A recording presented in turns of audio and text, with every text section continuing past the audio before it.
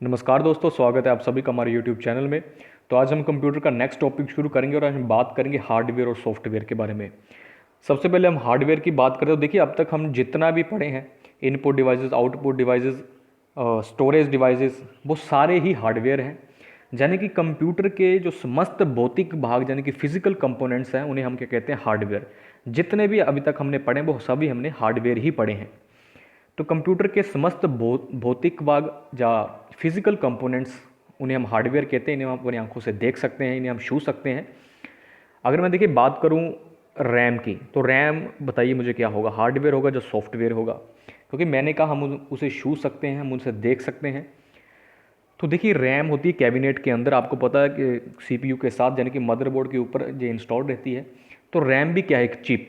RAM भी क्या है, एक चिप जिसे हम छू सकते हैं, जिसे हम देख सकते हैं। तो रैम भी क्या हुआ फिर, हार्डवेयर। यानी कि जितने भी मैंने कहा, जितना भी अभी तक हमने पढ़ा है, जो भी डिवाइसेस के बारे में मैंने आपको बताया, जिस भी पार्ट के बारे में मैंने आपको बताया, वो सारे ही क्या है, हार्डवेयर। सॉफ्टवेयर अभी तक हमने पढ़ा ही नहीं। तो रैम हो गया, रोम हो गया, कैश मेमोरी हो गया, आपका सीपीयू हो गया, मॉनिटर हो गया, माउस हो गया, कीबोर्ड हो गया। और कंप्यूटर भी खुद क्या है, एक मशीन है, एक हार्डवेयर है जिसे हम छू सकते हैं। यानी कि अभी तक हमने जो भी पढ़ा वो सारा क्या है, वो सारा क्या है, हार्डवेयर के अंतर्गत। तो वो सारी एग्जांपल्स हार्डवेयर की हैं।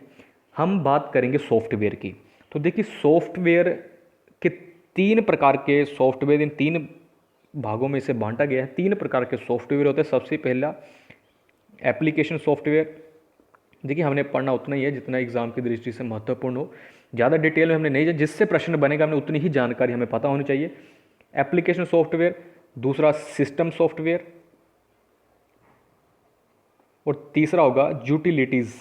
Utilities utility utilities software. तो जो तीन प्रकार के सॉफ्टवेयर होते हैं। देखिए, सॉफ्टवेयर होता क्या है? देखिए, जो कंप्यूटर को दिशा निर्देश दिए जाते हैं, जिसके अकॉर्डिंग कंप्यूटर काम करता है, उसे हम क्या कहते हैं, सॉफ्टवेयर। यानी कि ये क्या है, ये कलेक्शन ऑफ कोड्स, या सेट ऑफ इंस्ट्रक्शंस। यानी कि ये क्या है, collection of codes and instruction is called software.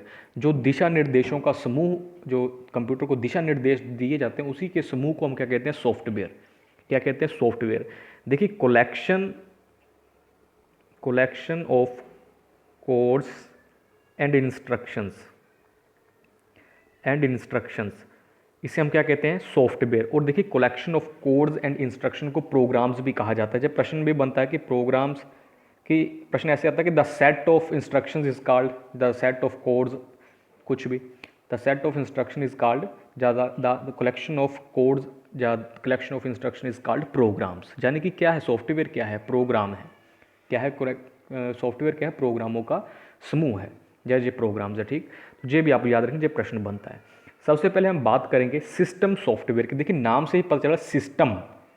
क्या नाम से पता चला है, सिस्टम। देखिए, इसके बिना कंप्यूटर ठीक प्रकार से कार्य कर ही नहीं सकता।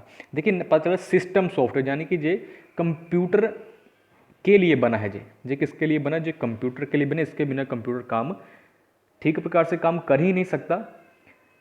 और ये जो देखिए सिस्टम सॉफ्टवेयर होता है, जो कंप्यूटर के सिस्टम को नियंत्रित करता है। देखिए, इसके नाम से ही सारी जानकारी मिल जाती है। तो आप सबसे पहले याद रखेंगे कितने प्रकार के सॉफ्टवेयर, एप्लीकेशन सॉफ्टवेयर, सिस्टम और यूटिलिटी सॉफ्टवेयर। सिस्टम सॉफ्टवेयर क्या है, सिस्टम से रिलेटेड है और कंप्यूटर के सिस्टम को जो नियंत्रित करता है, इसके बिना कंप्यूटर ठीक प्रकार से कार्य कर ही नहीं सकता। ये देखिए, सारे जो कंप्यूटर के रिसोर्सेज रहते हैं उसको जो मैनेज करता है, ठीक है, manage all the other resources of the computer. तो ये भी आप याद रखेंगे। देखिए, आगे अगर बात करूं सिस्टम सॉफ्टवेयर की, तो सिस्टम सॉफ्टवेयर को आगे दो भाग होते हैं। एक होता है ट्रांसलेटर ट्रांसलेटर और दूसरा होता है ऑपरेटिंग सिस्टम। इसके आगे दो भाग, आगे इसके जो फर्दर क्लासिफिकेशन की गई है, दो भाग में की गई है। एक होता है ट्रांसलेटर सॉफ्टवेयर, दूसरा ऑपरेटिंग सिस्टम। तो ये आप याद रखेंगे। देखिए, ट्रांसलेटर के नाम से पता चला ट्रांसलेटर। और देखिए, ट्रांसलेटर यानी कि ये हाई लेवल लैंग्वेज को किस में कन्वर्ट करता है। ट्रांसलेटर का काम होता है हाई लेवल लैंग्वेज को लो लेवल लैंग्वेज में बदलना, यानी कि मशीनी भाषा में बदलना, लो लेवल लैंग्वेज में बदलना, लो लेवल लैंग्वेज में कन्वर्ट करना। तो जी आप याद है ट्रांसलेटर सॉफ्टवेयर का काम क्या होता है। देखिए हम आपको पता है कि जो कंप्यूटर है वो कौन सी भाषा समझता है, जीरो और एक की भाषा, और जीरो और एक की भाषा को हम क्या कहते हैं, बाइनरी भाषा। हम जिस भाषा में काम करते हैं कंप्यूटर पर, इंग्लिश, वो सारी क्या रहती है, हाई लेवल लैंग्वेज। तो कंप्यूटर तो समझता है लो लेवल लैंग्वेज, तो ट्रांसलेटर सॉफ्टवेयर का काम क्या रहता है कि हाई लेवल लैंग्वेज को लो लेवल लैंग्वेज में कन्वर्ट करना। ट्रांसलेटर में देखिए कौन कौन आते हैं, एक तो होता है इंटरप्रेटर, जो मैंने आपको देखिए थर्ड जनरेशन करवाई तो उसमें बताएं, इंटरप्रेटर, कंपाइलर और तीसरा असेंबलर। असेंबलर ये ट्रांसलेटर सॉफ्टवेयर के कुछ उदाहरण है, इंटरप्रेटर, कंपाइलर और असेंबलर। अब देखिए इन तीनों में असेंबलर, इनसे प्रश्न बनता है, इन तीनों से असेंबलर प्रश्न बनता है कि कौन निम्न में से कौन असेंबली भाषा को मशीनी भाषा में कन्वर्ट करता है, असेंबली लैंग्वेज को मशीनी भाषा में बदलता है, तो आपका आंसर होता है असेंबलर।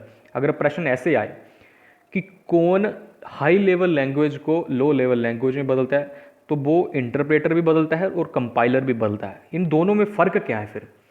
देखिए जो इंटरप्रेटर है वो एक एक लाइन करके परिवर्तित करता है, और जो कंपाइलर होता है वो सारी लाइनों को, सारे निर्देशों को एक साथ लो लेवल लैंग्वेज में बदल देता है।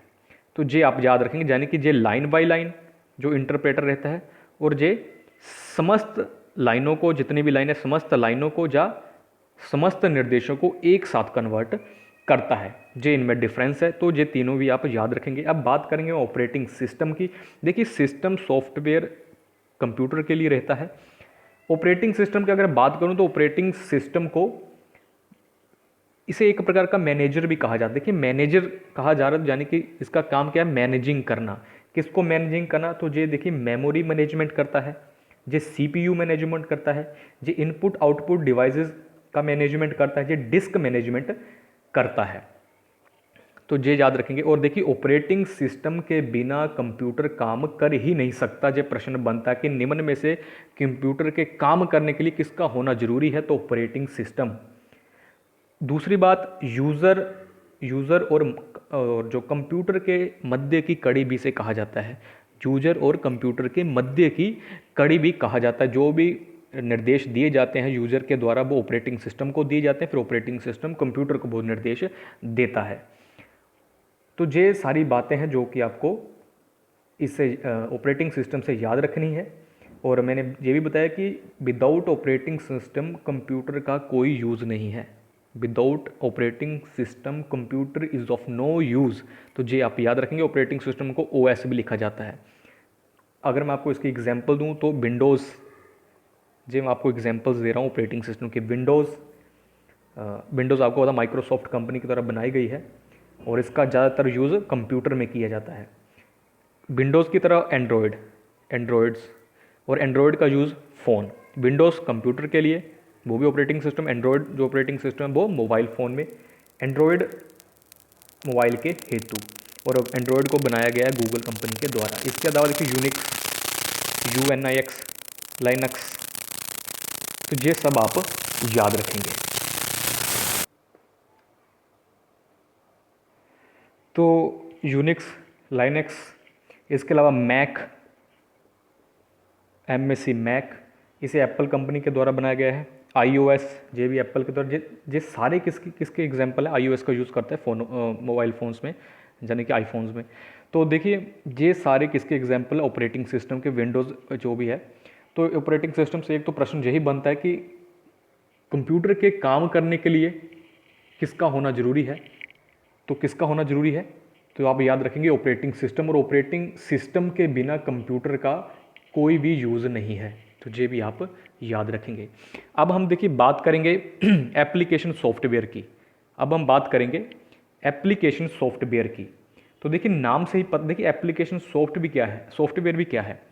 देखिए साथ में अगर सॉफ्टवेयर शब्द यूज़ हो रहा था, यानी कि ये क्या होगा, एक सेट ऑफ इंस्ट्रक्शन, जो सेट ऑफ प्रोग्राम्स होगा। तो देखिए ये एक ऐसा सेट ऑफ इंस्ट्रक्शन, जो सेट ऑफ प्रोग्राम्स रहता जो किसी स्पेसिफिक वर्क को करने के लिए जिनका निर्माण किया गया है।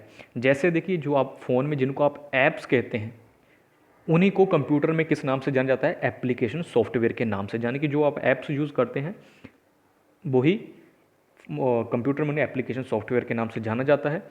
तो एप्लीकेशन सॉफ्टवेयर किसी फिक्स कार्य को करने के लिए इनका निर्माण किया जाता है, यानी कि ये किसके लिए बनी है, किसको सुविधा देने के लिए बनी, तो ये यूज़र को सुविधा देने के लिए इनका निर्माण किया गया है। एप्लीकेशन सॉफ्टवेयर अगर आपके कंप्यूटर में ना हो तब भी आपका कंप्यूटर काम करेगा, लेकिन अगर सिस्टम सॉफ्टवेयर आपके कंप्यूटर में नहीं है तब आपका कंप्यूटर काम नहीं करेगा। तो एप्लीकेशन सॉफ्टवेयर यानी कि यूजर को सुविधा प्रदान करने हेतु इसका निर्माण किया गया है। जैसे कि अगर आप MS वर्ड है, अगर आप किसी डॉक्यूमेंट पर कार्य करना चाहेंगे तब आप MS वर्ड का यूज़ करेंगे, वो क्या है कि एप्लीकेशन सॉफ्टवेयर। अगर आप गाने सुनना चाहते तो आप मीडिया प्लेयर में जाएंगे, ठीक। अगर आप तो इस तरीके से ये सब क्या है एप्लीकेशन सॉफ्टवेयर, अगर ये आपके कंप्यूटर में ना भी हो तब भी आपका कंप्यूटर काम करेगा।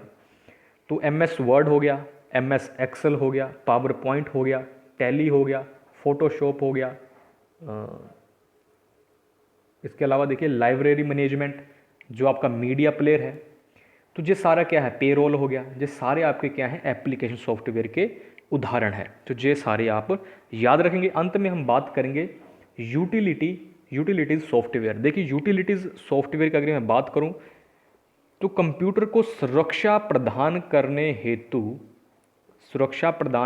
हेतु इस सॉफ्टवेयर का निर्माण किया गया है, इस सॉफ्टवेयर का इस्तेमाल किया जाता है। जैसे एंटीवायरस, वो भी किसका काम है, यूटिलिटीज़। एंटी मालवेयर, यानी कि कंप्यूटर को सुरक्षा प्रदान करने हेतु यूटिलिटीज़ सॉफ्टवेयर का यूज़ किया जाता है। और कुछ आपको मैं इसके एग्जांपल बताता हूँ, जैसे कि क्विक हील हो गया, क्विक हील। इसके अलावा देखिए मैकफी, ये सब कैपिटल लेटर में आप लिखेंगे। इसके अलावा कैस्पर स्काई, ये क्या है, यूटिलिटीज़ सॉफ्टवेयर के कुछ उदाहरण हैं। तो इसका देखिए इस्तेमाल मैंने आपको बता दी, कंप्यूटर को सुरक्षा प्रदान करने हेतु इसका यूटिलिटीज़ सॉफ्टवेयर का इस्तेमाल किया जाता है, यानी कि ये कंप्यूटर सिस्टम के ऑपरेशंस को मैनेज करता है कि वो ठीक ढंग से काम करें, तो उसके लिए यूटिलिटीज़ सॉफ्टवेयर का इस्तेमाल किया जाता है। तो देखिए हार्डवेयर सॉफ्टवेयर में इतना ही, अभी सिर्फ आपको ये समझना था। बाकी क्वेश्चंस कैसे कैसे बनेंगे हार्डवेयर और सॉफ्टवेयर, एक एक क्वेश्चन कल आपके साथ डिस्कस किया जाएगा, एक एक प्रश्न। अब आप जो भी मैंने आपको डेफिनेशन बताई कि एप्लीकेशन सॉफ्टवेयर क्या, सिस्टम सॉफ्टवेयर क्या होता है, हार्डवेयर सॉफ्टवेयर क्या होता है, बस आपको ये समझना है। बाकी प्रश्न कैसे बनेंगे आपको पता है, जब भी कोई टॉपिक करवाया जाए उसके बाद मॉक टेस्ट जरूर लिया जाता है आपका। तो एक एक प्रश्न पिछले एग्जामों में इस टॉपिक से आए हुए प्रश्न, या किसी भी और एग्जाम में जिसमें कंप्यूटर के प्रश्न पूछे गए हैं और इस टॉपिक से प्रश्न आए हैं, वो सारे प्रश्न आपके साथ डिस्कस किए जाएंगे। यानी कल भी एक आपका मॉक टेस्ट होगा, 200 के करीब प्रश्न आपके एक मॉक टेस्ट में पूछे जाएंगे। उसमें फंडामेंटल ऑफ कंप्यूटर से रिलेटेड वो सारे प्रश्न रहेंगे, बेसिक प्रश्न रहेंगे, और 30 से 40 प्रश्न आपके एग्जाम में बेसिक से ही पूछे जाते हैं। तो अगर आपका बेसिक, और देखिए उस मॉक टेस्ट को करने के बाद आपका कोई भी बेसिक से प्रश्न उससे बाहर नहीं आएगा, तो कल का मॉक टेस्ट आपके लिए इंपॉर्टेंट रहेगा। आई होप आपको आज की क्लास अच्छी लगी होगी। तो अगर वीडियो अच्छी लगी तो उसे लाइक जरूर कर दीजिए, और अगर चैनल पर पहली बार है तो चैनल को सब्सक्राइब और बेल आइकन को जरूर प्रेस कर लीजिएगा, ताकि आने वाली वीडियोज़ की नोटिफिकेशन आपको मिलती रहे। अगर कोई भी किसी भी तरह का आपका डाउट हो आज के जो भी आपको पढ़ाया गया, तो आप कमेंट सेक्शन में कमेंट जरूर कीजिएगा। तो अगली वीडियो में उस पर डिस्कशन जरूर किया जाएगा।